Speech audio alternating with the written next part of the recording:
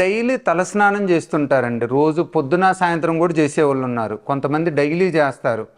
అది వాళ్ళ అలవాటైన కావచ్చు, లేదంటే ప్రొఫెషనల్ వర్క్ అంటే కొంతమంది దుమ్ము ధూళిలో పని చేస్తున్నారు అనుకోండి డైలీ, వాళ్ళు డైలీ తలస్నానం చేయాల్సి వస్తుంది. అలానే కొంతమంది జిమ్ చేస్తూ ఉంటారు. జిమ్ చేసినప్పుడు కూడా మనం స్వెట్టింగ్ రావటం వలన తలస్నానం చేయాల్సి వస్తుంది అనమాట. సో తలస్నానం డైలీ చేయటం వలన యూజువల్గా మనకి ఎలాంటి ప్రాబ్లం లేదండి చెవికి సంబంధించినంత వాటికి.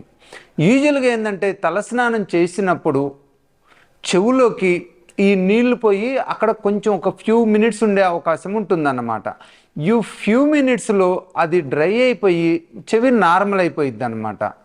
ఒక్కోసారి ఏమైందంటే కొంతమందికి కెమికల్ రియాక్షన్ వాళ్ళకి కానీ, ఎందుకంటే మన ఇప్పుడు చూసినట్లయితే వాటర్లో క్లోరినేటెడ్ ఇప్పుడు అంతా కూడా మన కెమికల్ ట్రీటెడ్ వాటర్ అనమాట. మన ఇంట్లోకి వచ్చేది అర్బన్ ఏరియాస్ మొత్తంలో ఈ కెమికల్ ట్రీటెడ్ వాటర్ ఒక్కోసారి చెవులో ఉండటం వలన దురద వస్తుంది అనమాట.